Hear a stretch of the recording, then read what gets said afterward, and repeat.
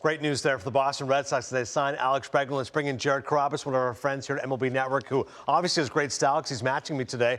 Jared, you're close friends with Breggy. Break down for us how you found out this deal went down. He's a great guy. We've kept in touch pretty much since I owned him in spring training 2019 in the parking lot playing wiffle ball.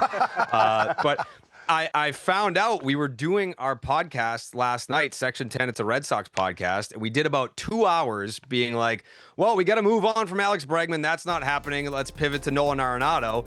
And then Coley, my co-host, looks down at his phone and he's like, oh my God. And then I have my phone propped up on my laptop and I'm getting a FaceTime from Bregman. And I'm like, what's going on?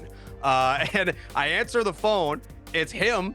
And his face is stoic. And I'm like, oh no, he's going to the Yankees, isn't he? And then he pans down and shows me his son wearing a Red Sox cap. And I'm like, let's go. I was shocked, stunned. I mean, following this thing from the very beginning, under no circumstances did I think, based on where the Red Sox were, where the market was, the other offers that were coming in, I was like, it's just not happening. Like, we have to move on to the next best thing, which I thought was Nolan Arenado at the time. And I guess John Henry, it was a buzzer beater up the AAV, and we got something done. Carrabis, you have the heartbeat of that team and that city about what's going on. Do you think the Red Sox have done enough this offseason to get back to the postseason? I think so at this point, yes. One of their biggest thorns in their side last year and in years prior was the infield defense, leading the league in unearned runs. So I think what ultimately is going to happen, sure, you're going to see Bregman at second base, but this Christian Campbell kid is the real deal. I think what we'll probably end up seeing is Bregman will play some second. Eventually, he'll take over at third. Devers will be your DH. You'll get Campbell at second base, and then we'll go from there. I mean, injuries are going to happen. You're going to be able to shuffle the deck as you go. But undoubtedly, this is a much better team than they were last year. They finished 500. Let's not sleep on the Garrett Crochet edition. Walker Buehler, I know he's got clipped 2 times, but he's motivated as ever on a 1-year deal. The Red Sox are a much better team this year than they were last year. You mentioned the starting pitching. How about the bullpen as well? Now you've got Aroldis Chapman and of course, Chapman. He could be the closer, but also Liam Hendriks is back in the fold as well. So their pitching's improved all the way around, right?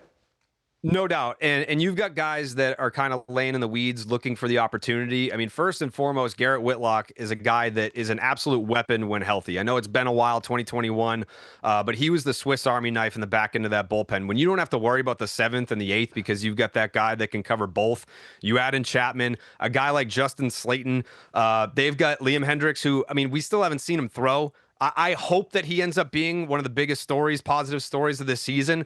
But they've got options. It's going to be a mix and match type situation for Cora. I know he likes guys to fall into certain roles, but the benefit here is that he has plenty of talent to work with. You get a chance to watch these guys all the time, get a chance to go to Fenway, which is incredible. How do you think that Green Monster is gonna play with Bregman's swing? Big time. I mean, he's a pull hitter. He hits the ball hard. I know that he's used to the Crawford boxes. The Green Monster is going to be his best friend. I know I heard you guys talking about the homers. Could he hit 30 home runs? I'm thinking 40, 50 doubles. Like, that's what I'm talking about. I want to see this dude play elite defense. I think he's going to be right up there with Jarren Duran, league leaders in doubles because of the Green Monster.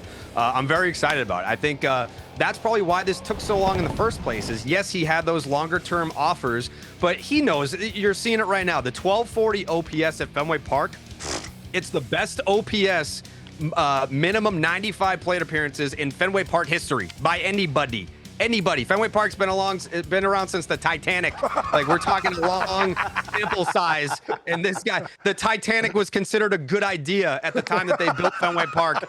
And we have a dude like Alex Bregman who's showing up and he's going to ball out there. It should be a lot of fun to watch Breggy. One guy will not be a part of the action is Nick Pivetta. Love him, fellow Canadian. Your thoughts of no longer being a part, right? Turned down the qualifying offer and now no longer a member of the Red Sox.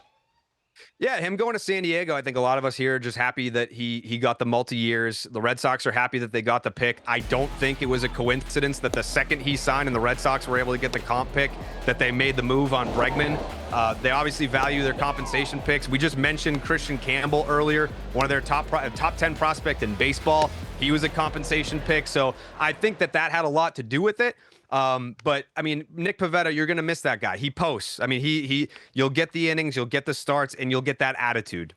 No question about it. Jared Carrabis breaking down this move here at Bregman on the Red Sox. Great stuff, man. We'll talk to you soon.